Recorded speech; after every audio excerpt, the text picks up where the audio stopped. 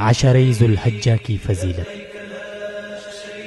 رسول اللہ صلی اللہ علیہ وسلم نے فرمایا، میری امت کے لوگوں کی عمریں 60 اور 70 سال کے درمیان ہیں، لیکن اللہ تعالیٰ نے عمروں کی اس کمی کی تلافی اس طرح سے کی کہ انہیں ایسے کثیر اعمال صالحہ عطا فرمائے جو گویا عمر میں برکت کا باعث ہیں۔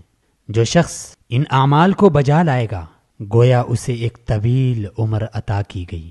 ایسے نیک اعمال میں ذو الحجہ کے 10 دن کے اعمال بھی شامل ہیں، جن کے بارے اللہ رب العزت فرماتا ہے، والفجر وليال عشر، قسم ہے فجر کی اور 10 راتوں کی۔ امام ابن کثیر رحمۃ اللہ علیہ ان آیات کی تفسیر میں فرماتے ہیں کہ اس سے مراد ذو الحجہ کے 10 دن ہیں۔ اسی طرح ارشاد خداوندی ہے، ويذكر اسم الله في أيام معلومات، اور ان مقررہ دنوں میں اللہ کا نام یاد کریں۔ سیدنا عبداللہ ابن عباس رضی اللہ تعالی عنہما فرماتے ہیں، ایام معلومات سے ذو الحجہ کے 10 دن مراد ہیں۔ حضرت عبداللہ ابن عباس رضی اللہ تعالی عنہ رسول اللہ صلی اللہ علیہ وسلم سے روایت کرتے ہیں کہ آپ صلی اللہ علیہ وسلم نے فرمایا، ذو الحجہ کے دنوں میں کیے گئے اعمال سے کوئی عمل افضل نہیں۔ صحابہ کرام رضوان اللہ علیہم اجمعین نے عرض کیا، جہاد بھی نہیں؟ آپ صلی اللہ علیہ وسلم نے فرمایا، جہاد بھی نہیں مگر وہ شخص جو اپنی جان اور مال لے کر اللہ کے راستے میں نکلا اور کسی چیز کے ساتھ واپس نہ لوٹا۔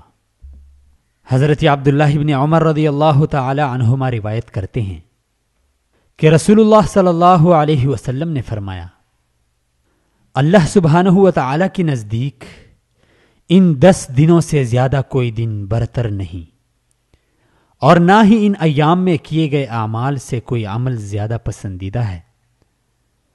پس ان دنوں میں کثرت کے ساتھ اللہ کی تحلیل، کبریائی اور تعریف کرو۔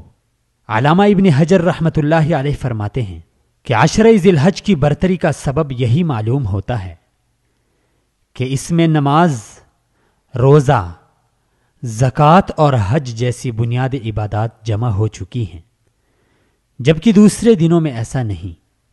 شیخ الاسلام ابن تیمیہ رحمۃ اللہ علیہ سے پوچھا گیا کہ ذو الحجہ کے 10 دن افضل ہیں یا رمضان المبارک کے آخری 10 دن؟